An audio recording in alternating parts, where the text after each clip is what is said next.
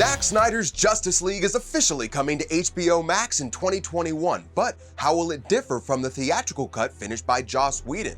We hate to say we told you so, but we told you so, and all of our fanboying has finally paid off. So here we go. I'm Greg Elliott with Screen Rant, and let's take a look at how Zack Snyder's cut of Justice League is different than the 2017 Joss Whedon version. Didn't think you were ready for them to... For what?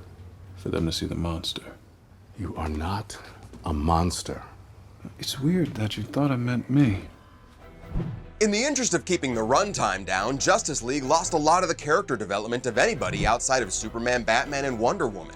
Aquaman, Cyborg, and The Flash needed fully fleshed out backstories, and that's exactly what Snyder planned to give them. Snyder has said that in his version, Cyborg was, quote, in a lot of ways the heart of the movie, so we'll see a lot more of Victor Stone, including his pre-Cyborg life, his transformation into Cyborg, and how he learns about the mother boxes. And Victor's father Silas also died in this version, so we'd expect to see some sad bits in there too. Justice League also had Barry saving Iris West, and as far as Aquaman goes, the movie also had Amber Heard and Willem Dafoe in their Aquaman roles in it, and while that footage may still be included, it might now be redundant after Arthur's solo movie fleshed out more of his backstory. I think that was beautiful. You say a word about this, you'll meet every piranha I know.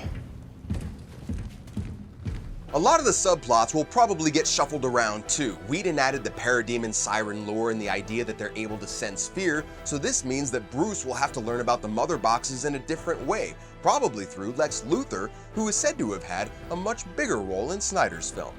By the same logic, we then expect that the final battle will also play out way different. Snyder has said that the Russian family bit didn't come from him, so his final act will probably focus more directly on the big battle. And we'd also expect the return of many of the setups and other DCEU through lines that were ultimately dropped, in particular the Nightmare sequence from Batman v Superman, as well as the cut reveal of General Swanwick as Martian Manhunter. He's confused. He doesn't know who he is. Pet Sematary.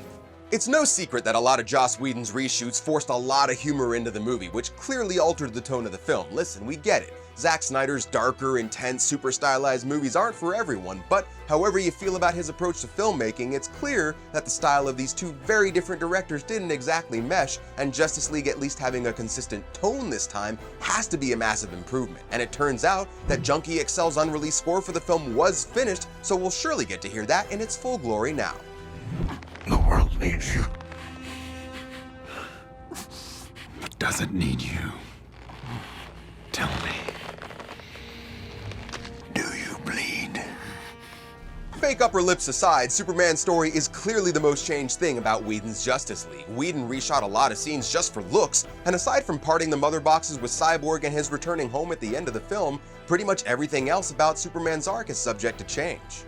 Rather than showing up pretty much just to defeat Steppenwolf, we know via shots of the League visiting Superman's grave in Star Labs and old trailer footage emphasizing Clark's legacy that Snyder was putting a lot more emphasis on the reasoning behind Superman's resurrection.